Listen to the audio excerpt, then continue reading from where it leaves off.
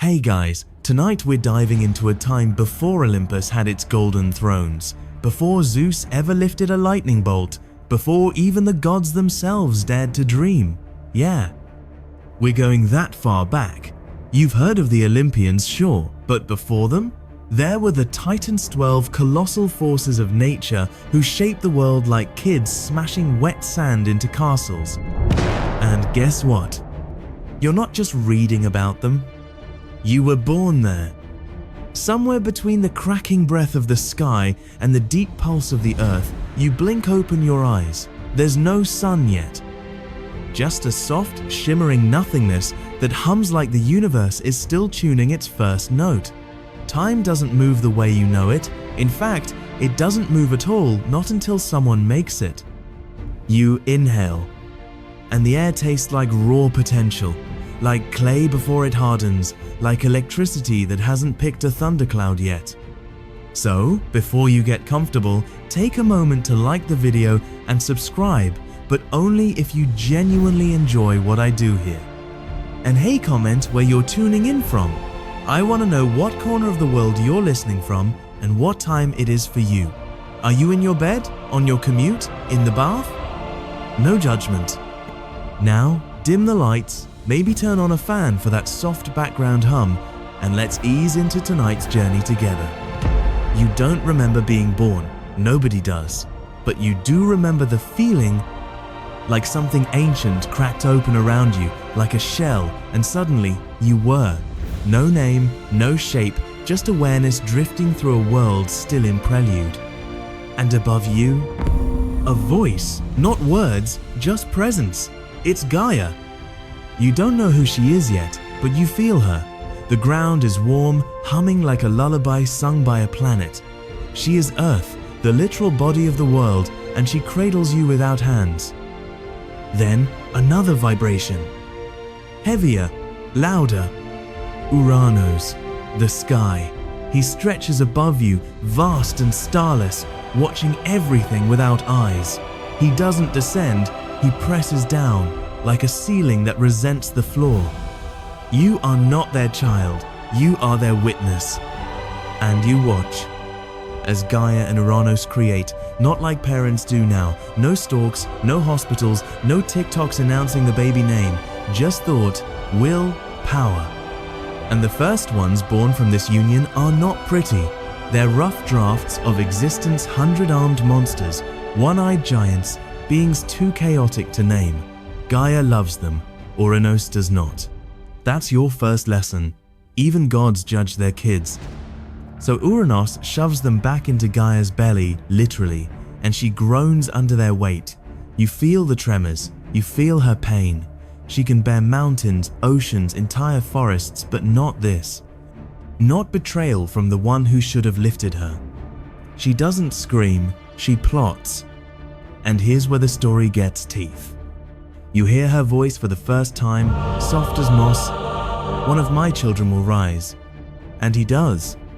Kronos, the youngest of the 12 Titans, but bold, clever, sharp like obsidian.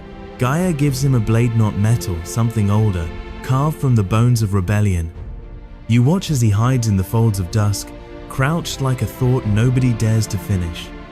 You feel it before it happens, the tension, the waiting, the hush. And then, slice. The sky bleeds. Kronos castrates his father. Yep, that escalated quickly, didn't it? Uranos screams, and it isn't thunder it's grief, it's legacy cracking. From that blood, more beings are born, the Furies, the Giants, and something else you'll meet later. Uranos retreats, humiliated, fragmented across the stars, and just like that, the sky no longer crushes the earth. Kronos stands tall, glistening blade in hand, not just a son now, but a ruler. The Titan King. He frees his siblings, Oceanus, Hyperion, Themis, Mnemosyne, and the rest, each one a concept wrapped in skin and fire. They don't thank him, but they follow. You stand at the edge of this new world. A golden age is promised. But you've read enough fairy tales to know promises are rarely delivered clean. And Kronos? He may have overthrown his father, but deep in his eyes, there's already a flicker of fear. Because somewhere in the back of his mind, a prophecy clings like a thorn. One day, your own child will rise against you. And you, drifting in this half-formed world of titans and tectonic shifts, you already feel the weight of that cycle. Power, paranoia, repeat. But for now, Kronos rules. The titans stand. And you're still just beginning to understand what you are in this ancient game of inheritance and eclipse. You reach down. The soil is warm, alive. And from it, 12 shadows rise tall, eternal, unknowable. But not for long, because tonight, you'll walk beside each one, and they will know your name. You walk toward the sound of waves, though no wind carries them. There's no sun, no moon, just a pale blue glow, like the hallway light when someone forgets to turn it off at 3 a.m. And in that glow, there he is, Oceanus. This isn't the ocean, you know. No shore, no harbor, no plastic bottle floating around like a lost memory. Oceanus isn't Poseidon. He doesn't ride seahorses or brandish a trident. He doesn't need thunder or applause. He just eyes a slow, eternal swirl surrounding all things. You stand on the edge of nothing and feel smaller than a single drop. Oceanus has no fixed form. When you look directly at him, he's an ancient man with a beard like the tide's first breath. Blink and he's gone, just current, just silence, just the taste of something saltier than memory. He doesn't speak, but you understand. Everything begins where boundaries don't. You touch the water, it isn't cold. It isn't warm. It feels like possibility, like an idea right before you say it aloud and ruin it. Oceanus doesn't fight wars, doesn't build temples, doesn't roar. He simply flows. He is the memory of the world's very first breath. And if you listen closely, the waves murmur every story that ever was. You lean closer, and then you see it. Beneath the surface is everything. Fish with no names, cities not yet imagined, harbors made of stone that hasn't been invented. Even the moon floats down there, trying on different shapes like a teenager in a dressing room. You realize Oceanus isn't the past or the future, he's if. If birds swam and fish flew. If time was a spiral instead of a line. If nothing had to begin or end. And in the middle of all those ifs is you. You're not human, not God, not Titan. You're the one watching, the listener, the one Oceanus whispers to. Remember, limits only exist where someone draws a line. You ask, quietly, where does your ocean end? And Oceanus, with a mouthless smile, shows you it doesn't. Because shores don't exist unless someone tries to reach them. Then another ripple. She arrives. Tethys. She's not a wife the way you'd think of one. No wedding, no rings, no arguments about who forgot to feed the cat. She and Oceanus are a rhythm, two currents in the same stream. If he's the sea, she's the tide. Tethys passes by you, and her eyes are deep like reservoirs, holding things no one ever says out loud. She brushes a hand over your forehead, and suddenly you know, from them 3,000 rivers will be born. Not from womb or blood, but from will. Each river will be a child. Each stream a whispered blessing. You tremble, not from fear, but from scale, from realizing how tiny you are next to such infinite purpose. Oceanus leans in, not with his body, but with his presence.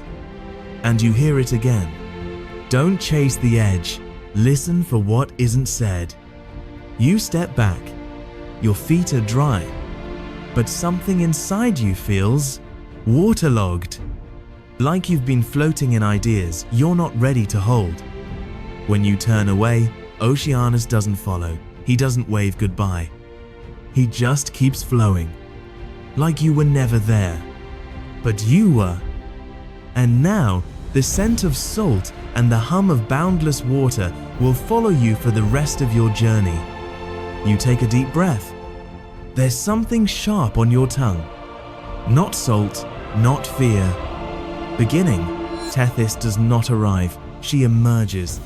Like a thought that was always there but finally decides to speak. Like the moment you realize the river isn't just water, it's movement, memory, and mother all in one. You don't see her walk, she just is.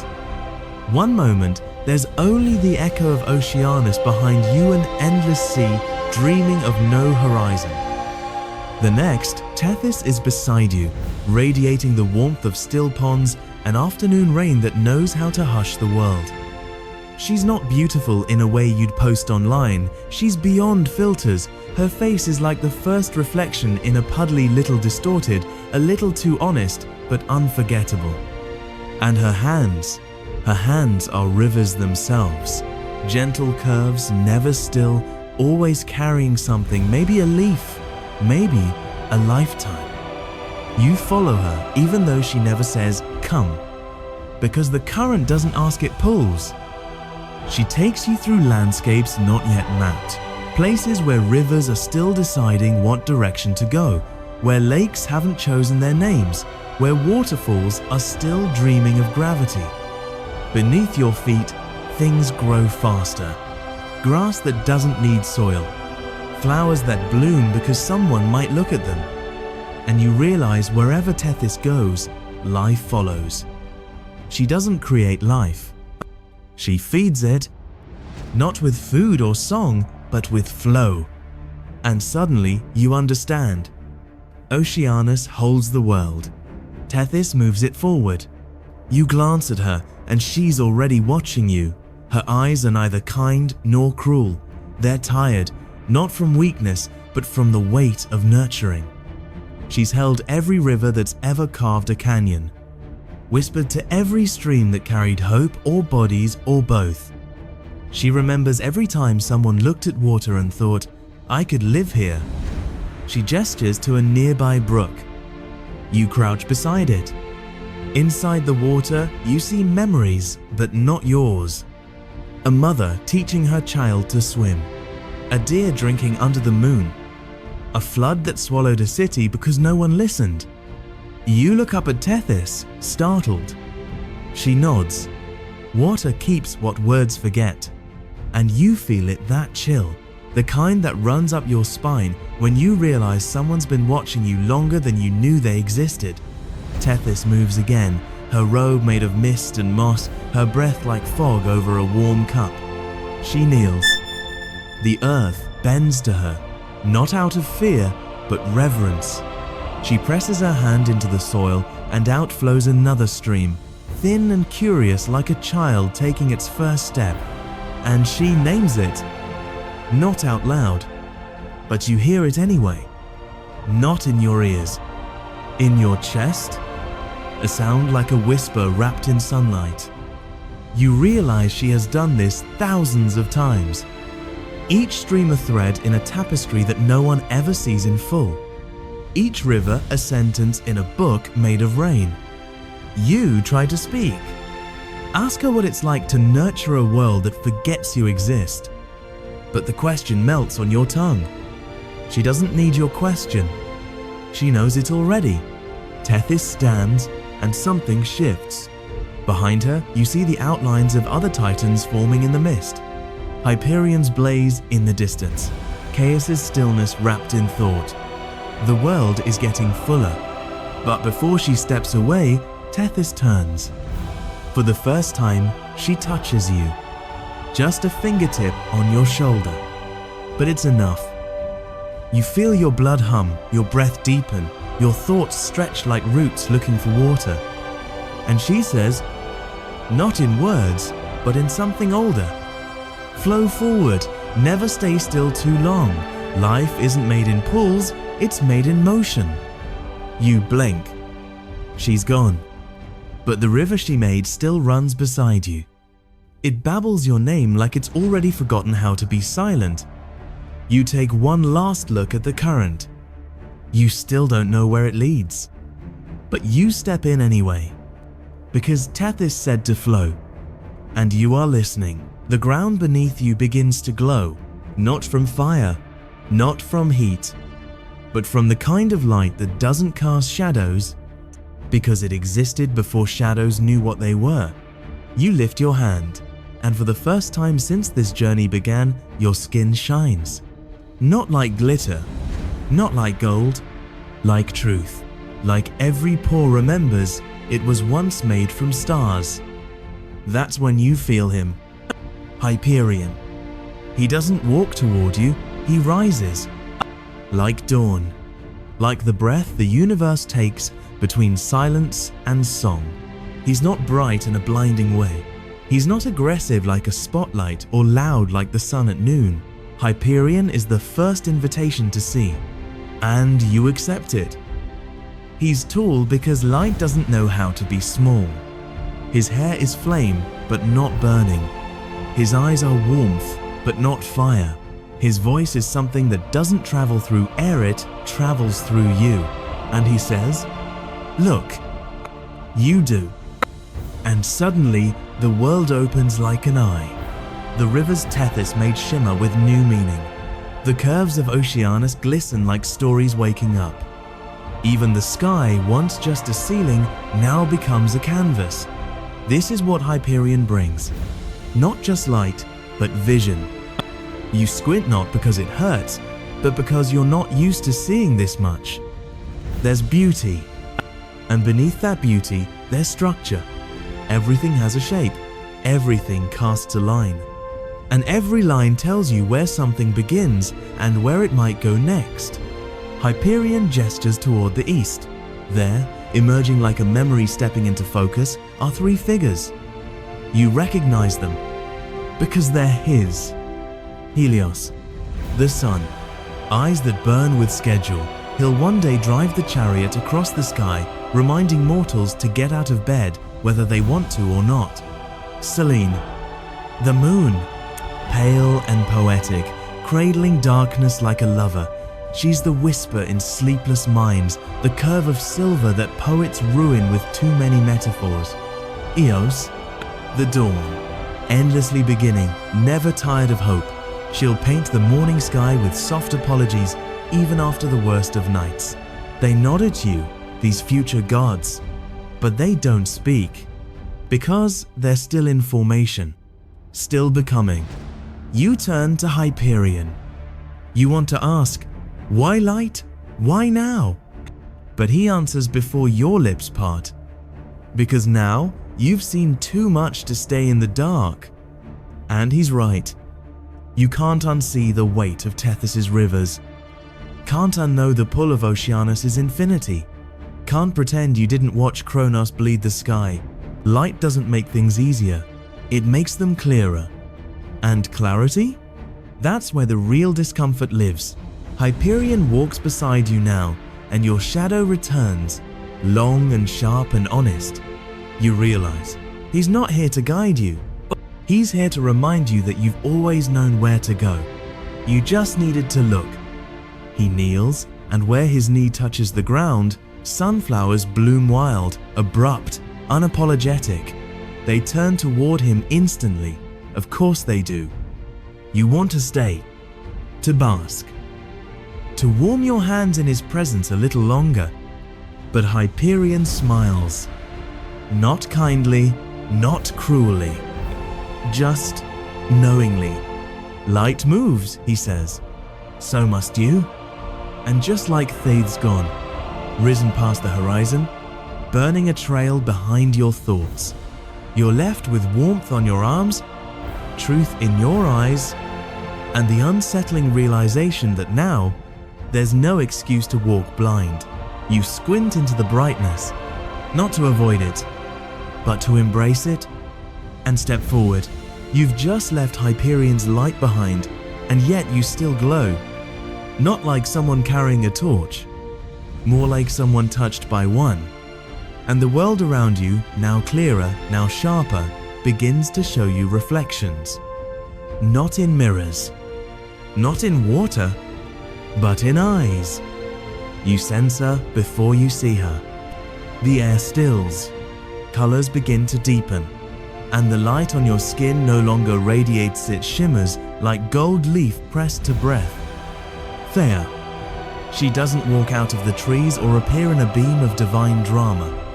She's just there as if she always was, and you're only just now noticing. She doesn't dazzle like her brother Hyperion. She's subtler, smoother, like the first time you catch your own reflection and realize, that's me? Except with Thea, it's not just your face. It's everything beneath it. Her gaze lands on you and you freeze. Not from fear, but because suddenly you're not sure what she's seeing. And then you realize, she's not seeing your face. She's seeing your truth. You flinch. You laugh nervously. You make a joke in your head like, haha, oh no, she can probably see that time I cried during a toothpaste commercial. And you're right, she probably can. But Thea doesn't judge. She doesn't smirk or tilt her head with cosmic sass. She just witnesses you, and in doing so invites you to witness yourself. You walk beside her, though she never asks. Around you, the world becomes refracted. Every leaf seems to shine with inner light. Every stone holds a story you don't quite understand, but somehow feel. She leads you to a pool. Still, smooth, black as obsidian, but not empty. You kneel beside it, and your reflection meets you there. But it changes. In one flicker, you're a child again. In the next, older than memory. You see all the versions of yourself you carry like ghosts in your bones.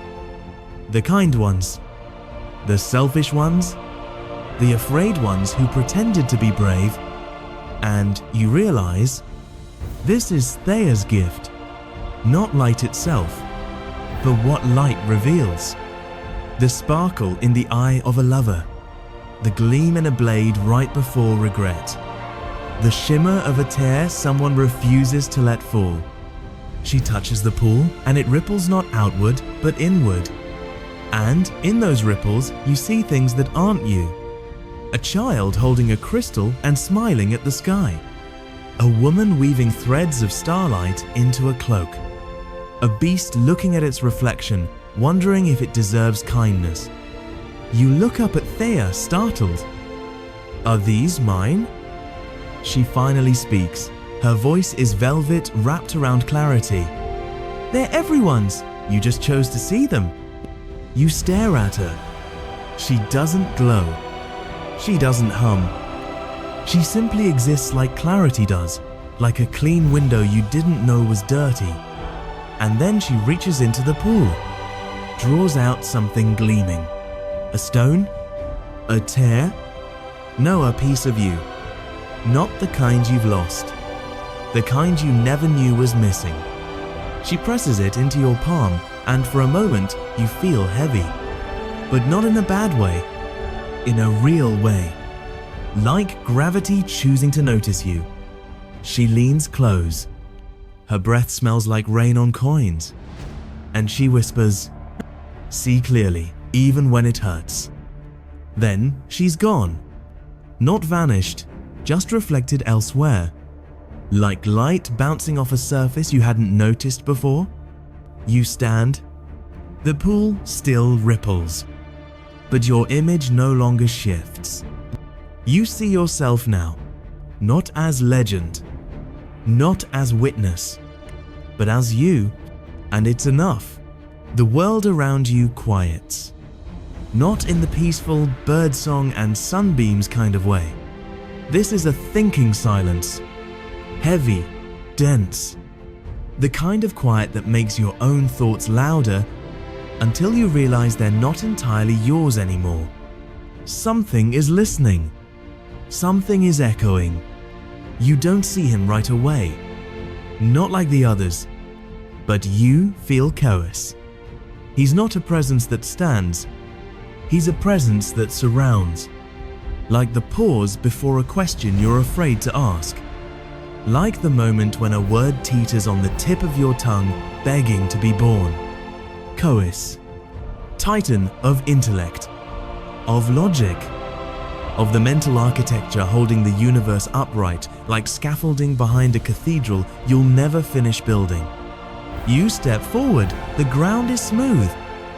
Flat stone carved into spiral patterns. Like a labyrinth, but not meant to trap. Meant to organize. And every step you take unlocks something. A memory, a theory, a suspicion you once had about time travel and sandwich crusts. Chaos finally appears. He doesn't radiate heat. He radiates precision.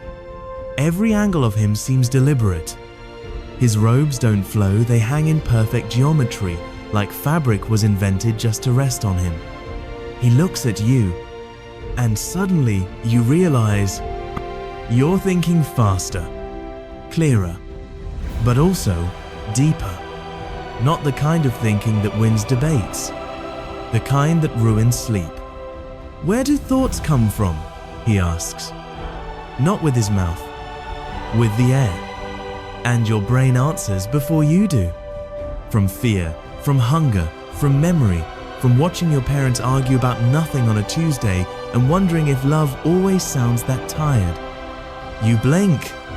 Wait, did you think that? Chaos smiles. Not kindly, not cruelly.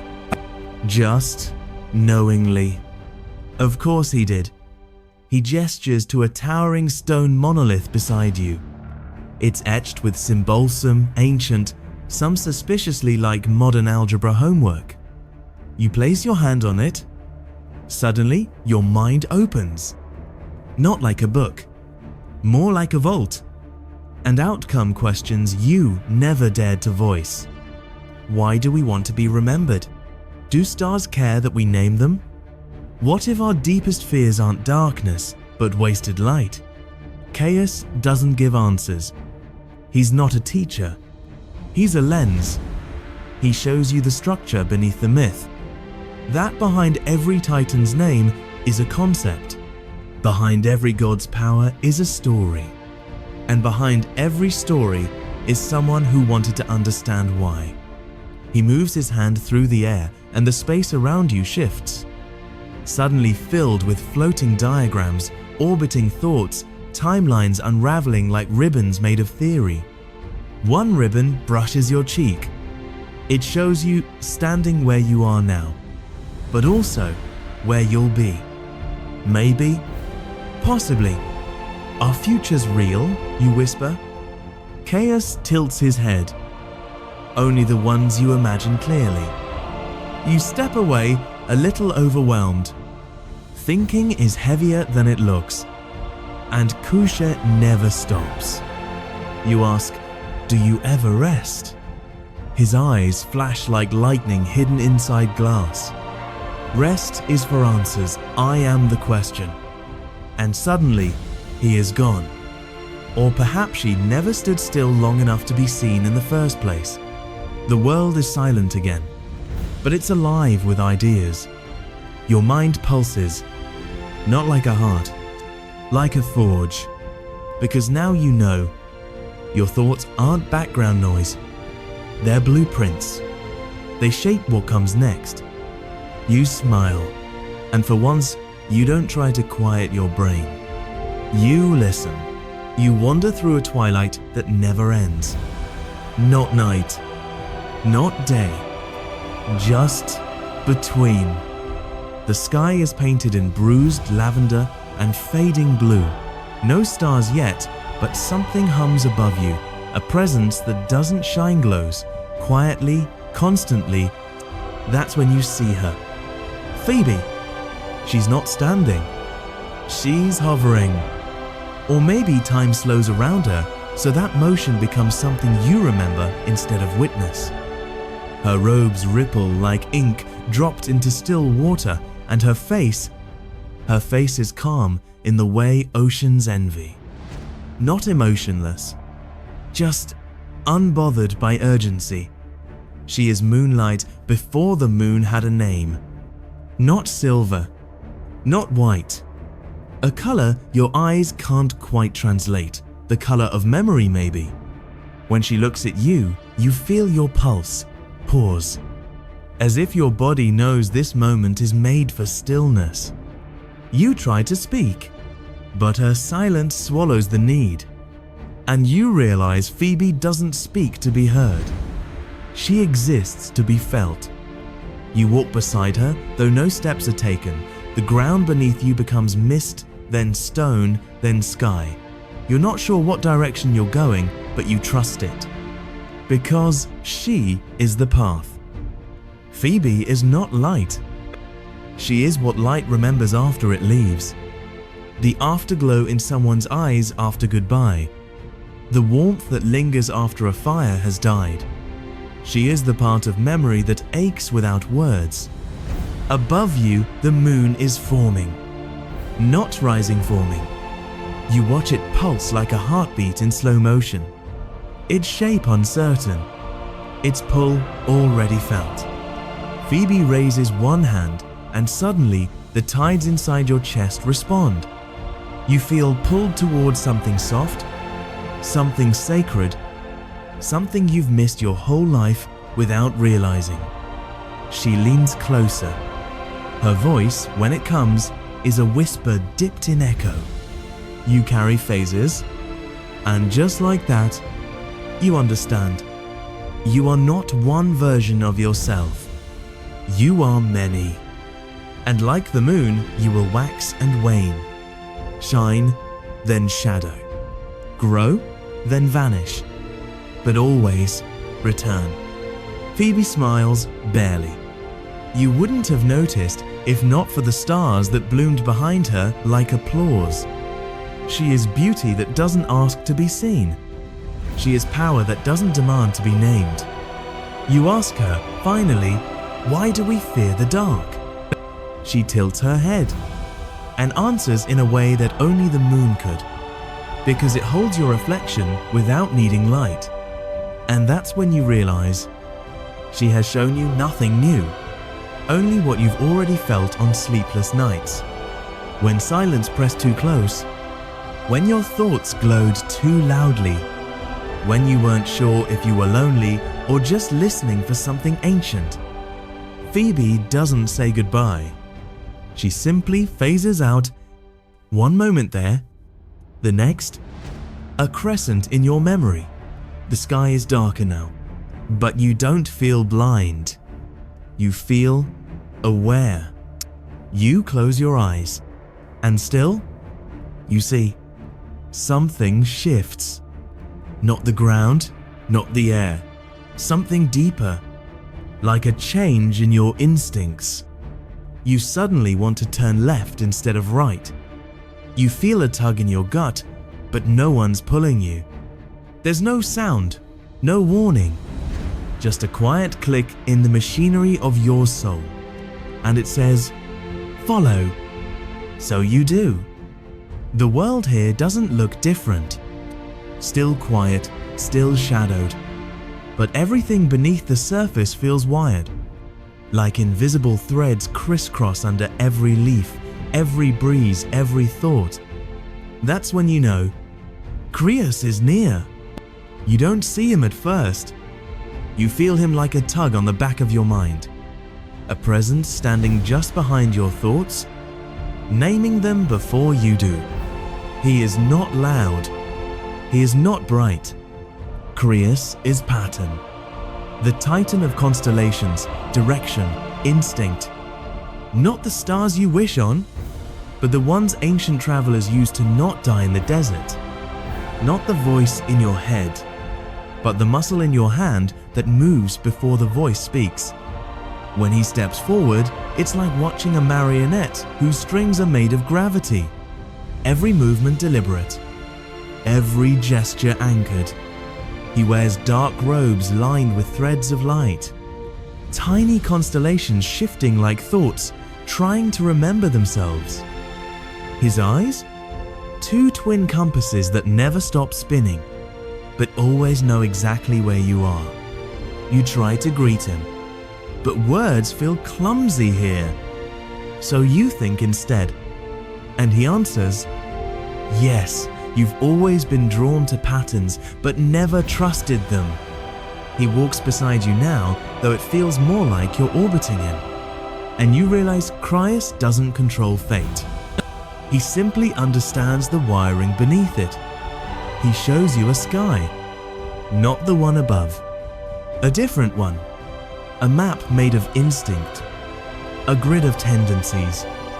Your choices, your reactions, every time you flinched before a lie, every time you reached out before you thought to.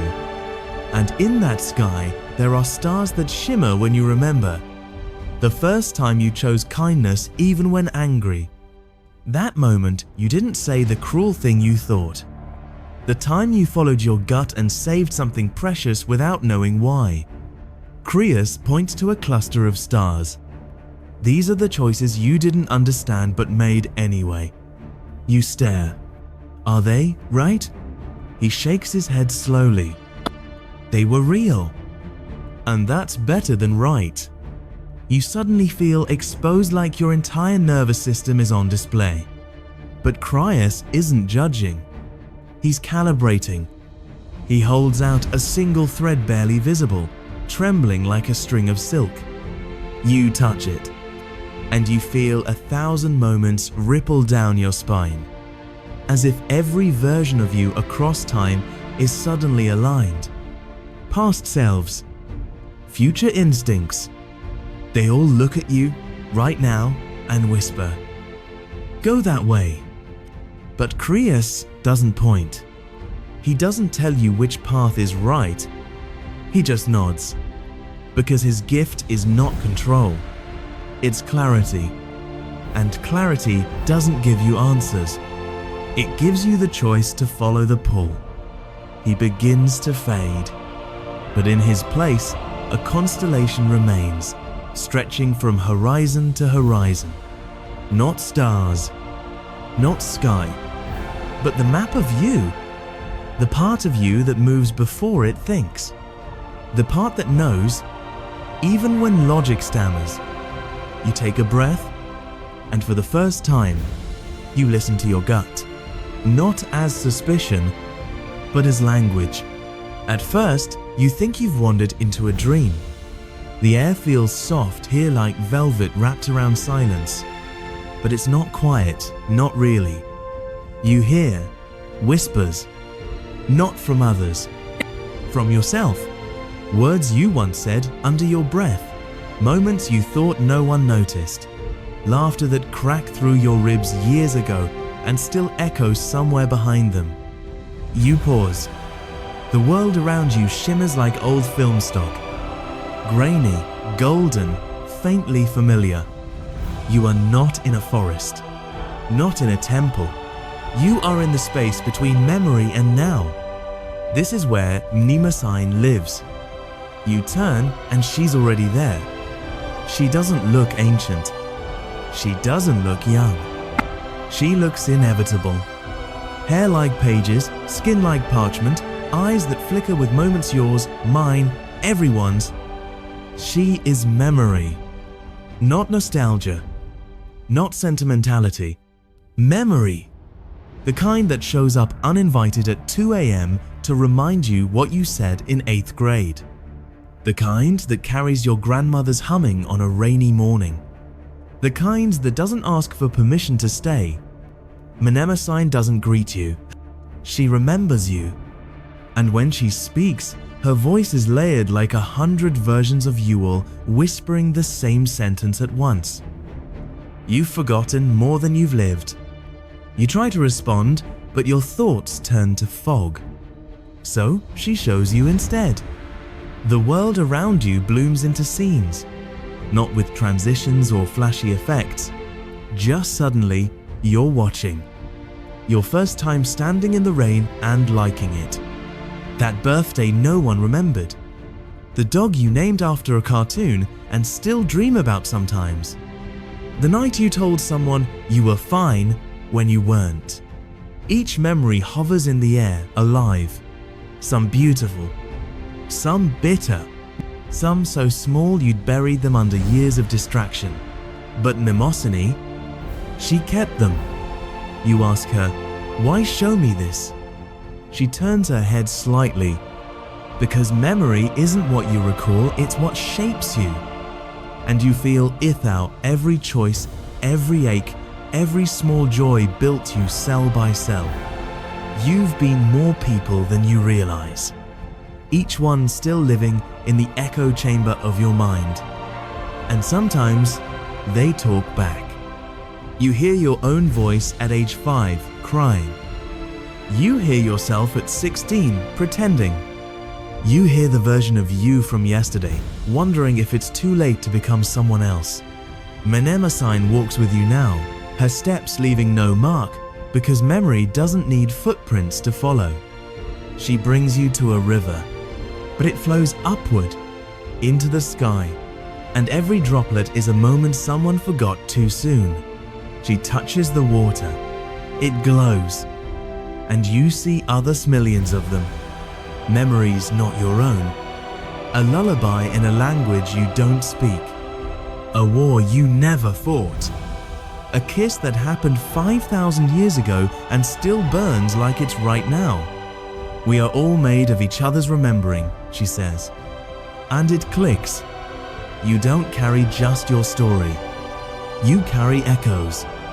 Of mothers, of myths, of strangers you'll never meet. Memory is not a mirror, it's a mosaic.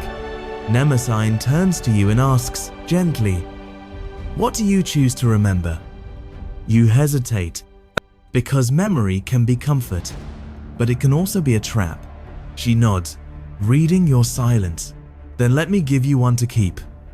She leans forward, presses her fingers to your temple, and suddenly you're back, in the moment before this all began. Before titans, before light, back to that first inhale, that quiet hum in the dark, that feeling of, I am here. You breathe it in again, the beginning, your beginning. And when you open your eyes, Mnemosyne is gone. But in your chest, a phrase repeats like a heartbeat. You are what you remember. You walk forward, not as someone chasing the future, but as someone carrying the past. You walk now with steadier steps. Not faster, not bolder, just with intention. Like something inside you has been measured, weighed, and found ready. You don't know for what, but you know the path no longer feels like wandering. It feels like alignment. The ground changes beneath you, flattens. Stone gives way to marble. Grass gives way to order. You're not in a temple, but it feels like one. And then you feel her. Before you see her, like a hand gently pressing on your spine to correct your posture. Themis. She doesn't announce herself. She doesn't need to. She's been here the whole time. In the way your footsteps automatically avoid crushing a flower. In the way you say sorry even when you don't fully know why.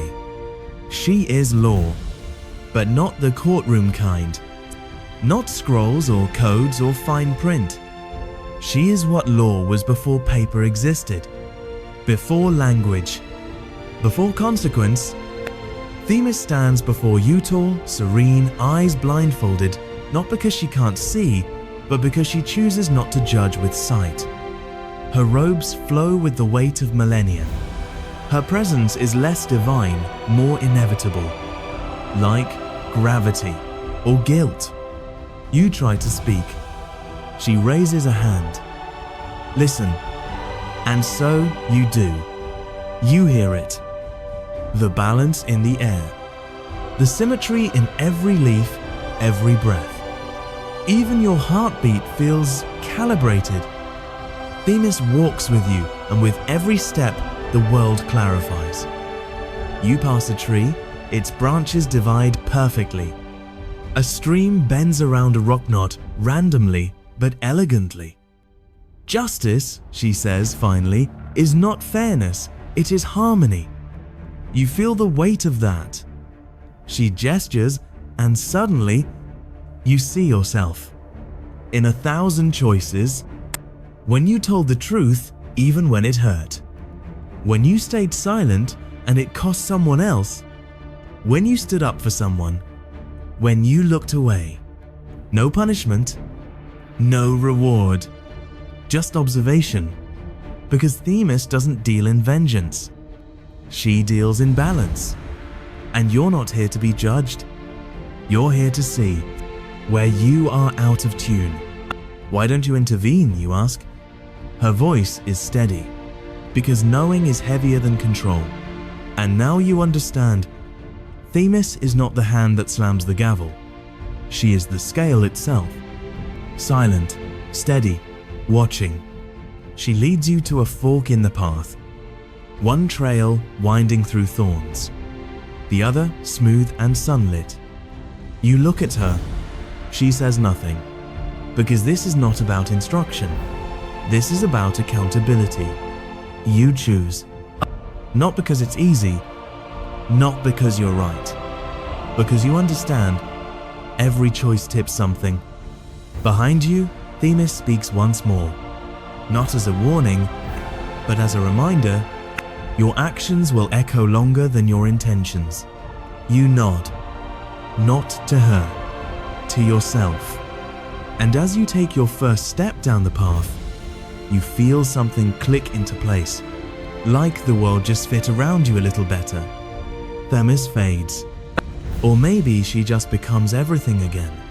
After all, balance doesn't disappear. It just stops needing to speak. The path loses its symmetry. The air, once measured and calm under Themis, grows heavier, like it's watching you now, not weighing you. You feel it first in your chest, that strange rising heat, not anger, not yet. But the potential for it? You're not alone. You're being challenged. And that's when you hear it. A crack. Not of thunder of bone. Iapetus is here. He doesn't arrive gently. He erupts into presence like the sound of a slammed fist on a stone table. He's taller than the rest, not by inches be intention. His shoulders look like they were carved to carry continents. His fists, well, one glance and you know, those have ended things. But it's not rage you see in him. It's defiance. That deep, ancient kind that doesn't shout it, refuses. Iapetus is the titan of mortality, of limits, of the moment things break. He is the line between instinct and violence. The reason some creatures learn to make tools and others chose to make weapons.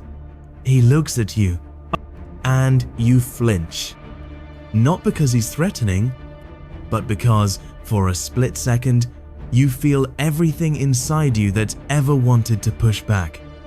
Every time you bit your tongue when you shouldn't have. Every time you clenched your jaw instead of your fists. Every time you accepted something that should have been resisted. Iapetus steps forward. The ground trembles. Not out of fear, out of respect. He doesn't speak yet. Instead, he kneels. Grabs a handful of dirt, clenches it, lets it slip through his fingers. You get it instantly. This is about what won't last. Mortality. He's not the god of death. He's the first to realize you could die. That time takes. That things crack. And that weakness? Sometimes it's the first sign of evolution. He finally speaks. What makes you worthy of survival? You open your mouth, then close it. Because this isn't a riddle. It's not for show. He wants to know. So you think about your fears, about your fight, about that moment when you almost gave up, but didn't. About how sometimes survival isn't dramatis, it's just getting out of bed. And he hears all of that. because Iapetus listens with more than ears. He listens with scar tissue. He grunts. You can't tell if it's approval or dismissal, but he walks beside you now, and with each step, he tells stories without words. The first cut that made someone stronger, the first betrayal that taught someone to protect, the first fire that burned too hot but fed 1,000 more after. He stops, reaches into the air, and pulls out a spear. No magic, just will, and hands it to you. You hesitate. He growls. This is not for war, it's remembering what pain cost you. You hold it. It's heavy, heavier than it looks, heavier than blame. And suddenly, you realize he's not here to tell you to fight. He's here to ask what you'll do when you're too tired to. Because survival isn't just breathing, it's choosing to keep building a life even when it hurts. He begins to fade, but before he vanishes, he says low, quiet, carved into the marrow of you. Your strength isn't in your fists. It's in what you carry long after you could have put it down. You watch him disappear into shadow, and you hold the spear. Not like a weapon, like a memory. The wind stops. Even your thoughts hesitate. There's no path ahead now, just stillness. The kind of stillness that ticks beneath everything, even when you're too busy to hear it. And now, you hear it. Tick, tick, tick. Not a sound really. More like pressure. Like something is winding tighter. Like breath being held by the entire world. You've reached Kronos, the Titan of time, the devourer of days. The king who ruled the golden age then swallowed it whole. He's already waiting. Of course he is.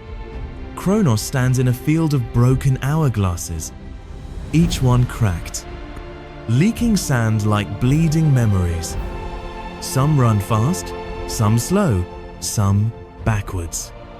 You step forward and feel it instantly. The weight of everything you've ever delayed. That apology you never gave. That dream you shelved for someday. That version of yourself you said you'd become but haven't yet. Kronos looks at you, and you freeze. Because his face isn't old. It's tired. Not with age, with repetition. He's lived too many firsts, watched too many lasts. And somewhere between ruling and ruination, he became the sound the universe makes when it counts its own regrets. He doesn't speak in words. He speaks in reminders. You remember being young and thinking you had forever. You remember realizing forever isn't as long as you thought. You remember someone's voice for the last time and didn't know it was the last. That's how Kronos talks. With echoes. He holds a sickle in his hand. Not sharp. Worn smooth by use. You realize this isn't a weapon. It's a metronome. Every swing marks a change.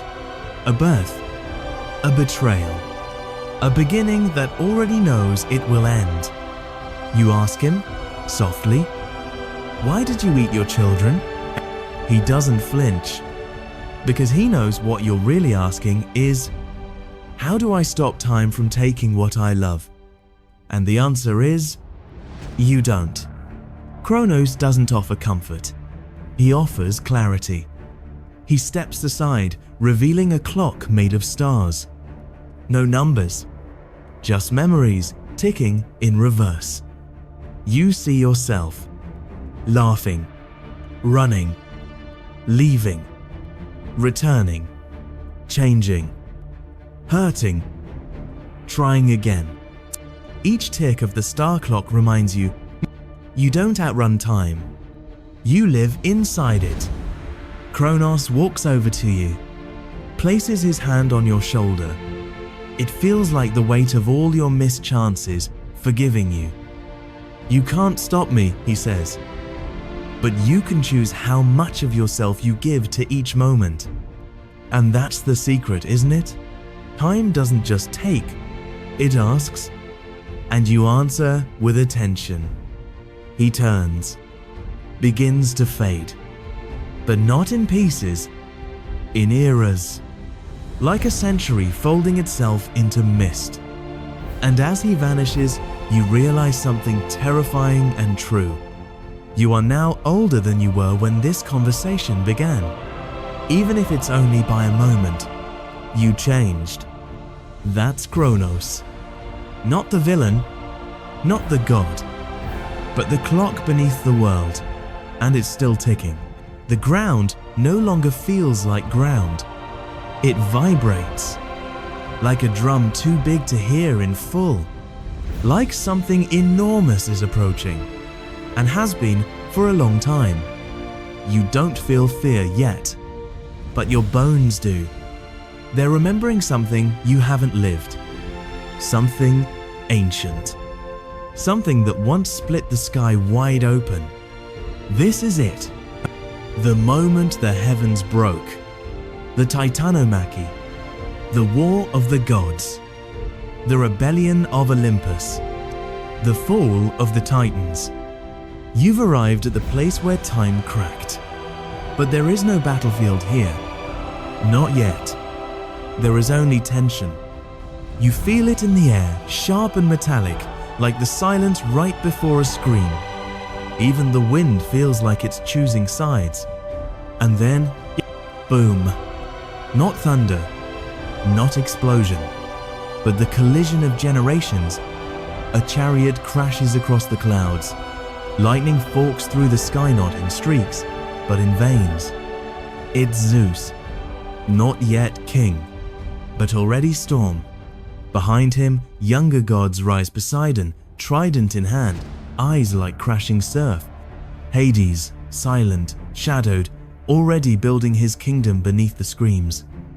And opposite them, the Titans. Massive, unyielding, not old in weakness, sold in roots. They are the bones of the world, and the children now dare to pull the skeleton down. Kronos leads them, not with rage, with resignation. He always knew this day would come. He just never thought it would feel this familiar. You are in the center now, but no one sees you, because in war there are no witnesses, only survivors, only stories left behind like burnt offerings. The battle begins, not with a roar, with a crack. A mountain cleaves in half. The sky splinters like glass under pressure, and the stars blink, not from distance, but from fear. You see Oceanus withdraw, not a coward, but a current refusing to choose shores. You see Themis pause, law unsure where justice lies now. Hyperion burns brighter than the sun, and is met by Helios, who outshines his father without apology. Iapetus charges with fists that once shaped evolution, and is struck by the very mortality he once taught. Mnemosyne weeps, not from pain, but because she already remembers how this ends. You turn, and there, behind the chaos, Gaia watches. She does not intervene. She witnesses, just like you. Because this isn't just a war, it's a transfer of power. Not from bad to good, but from before to what comes next. The Titans fall, not all at once, but like trees too ancient to cry out as they break. One by one, they are cast into Tartarus, the deep, the forgotten, not dead, just buried beneath memory. The sky clears, but not fully. Smoke hangs like regret in the lungs of Olympus. Zeus stands, not smiling, not yet crowned, just standing as if he too is surprised he won. You feel it settle now, the shift, the new order, and you realize victory doesn't sing, it echoes. And you are one of the echoes. The sky no longer trembles. The screaming of gods, the cracking of mountains, the roar of rebellion, all of it has gone quiet. Not with peace. With aftermath, you walk across the battlefield, but there are no bodies, no graves, only absence. The Titans are gone, not erased, not destroyed, just buried. Swallowed by Tartarus, that pit beneath the world where time has no mouth, only hunger. And yet you feel them, not with your eyes, but with your weight. The way the ground groans beneath your step, the way your shadow feels just a little heavier now, because nothing that vast disappears cleanly. The fall of the Titans didn't end. It echoed. Their names begin to fade from speech. Oceanus, just a myth sailors tell. Hyperion, lost beneath the brilliance of a new sun god. Crius, forgotten even by those who study the stars. But forgetting doesn't mean forgiving. You look up, and for a split second, you swear you see Kronos, not rising from Tartarus, but stitched into the edges of clouds, watching as his sons rule the world he once held like a clock in his hand. And you realize the Titans didn't lose. They transformed into mountains, into rivers, into the unspoken rules that still govern every choice. Because every law that Zeus hurls from his throne was first whispered by Themis. Every war Poseidon starts at sea is just Oceanus reminding the world he still breathes. Even your own instincts, those quiet voices in your bones, those pulls and warnings and stutters, carry Iapetus like a ghost in your blood. You pause, suddenly aware. You're standing at the edge of a cliff. Below, endless cloud. Above, a sky too blue to be innocent. And there it is.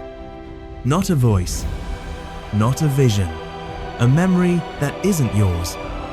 The last moment before the fall. You see the Titans, not as monsters, not as villains, as foundations. They didn't scream when they fell. They didn't beg. They looked up at their children Zeus, Hera, Hades, Hestia, Demeter, Poseidon, and they understood. The world was not being stolen. It was being handed over. And still, they clenched their fists. Because surrender, even noble, still stings. You open your eyes. You're alone again. But the air feels full. As if the Titans are still here. Watching. Waiting. Not for revenge. For remembrance. Because if no one remembers them, if they become nothing more than faded lines in a dusty scroll, then they truly fall. You press your hand to the earth. It hums back. Not loudly, just enough. A pulse. A rhythm. Not a goodbye. A heartbeat. You're still here. The sky has changed. The gods have taken their thrones. The Titans have fallen into silence. But you remain. You were never the hero. Never the villain. Never the thunder or the blade. You were the witness. The one who walked with them, step by step, breath by breath, while the world reshaped itself around myth and memory. And now, you stand at the edge of it all. The last echo. The last set of eyes that saw the Titans as they were, not just as stories carved into cold marble. You sit down on a rock, a root, something older than cities, and you exhale, not like someone tired, like someone full. Around you, the air feels softer, like the universe is finally ready to exhale too. You think back to Oceanus, who taught you to drift without fearing the end, to Tethys, who whispered that life flows only because it moves, to Hyperion, who gave you light not to see the world, but to see yourself. You remember Thea and how she reflected the truth you'd hidden even from your own skin. You remember Coeus and the shape your thoughts took when given room to breathe.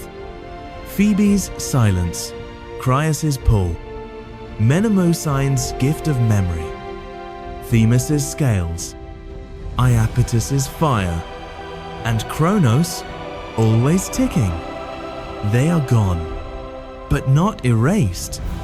They live now in the weight behind every choice, in the stillness between seconds, in the feeling you get when you stare at the stars too long and feel something staring back. And slowly, you understand. You were never just a guest in this myth. You were its keeper, its chronicler, its last heartbeat, because stories don't end when their characters vanish. They end when no one tells them anymore. You pick up a stone, just a stone, but when you hold it, you hear the faintest echo, Oceanus laughing maybe, or Kronos whispering your name between ticks. You smile, not because it's over, because it was real. You close your eyes, and the world doesn't fade. It softens. The stars don't blink out. They settle. The wind doesn't vanish. It sleeps. And you begin to forget just enough to live, but remember just enough to never truly let go. Now, let the story drift from your mind like smoke curling into dusk. Let your breathing slow and your thoughts fall quiet. You've walked with titans. You've spoken with gods. You've carried light and shadow and the weight of time itself. And you were never just watching. You were part of it. You are the myth. So, close your eyes now. Let the echoes fade. And if someday someone asks, "Where did the Titans go?" you'll smile in your sleep and whisper, "They live in me." End of story. Sweet dreams.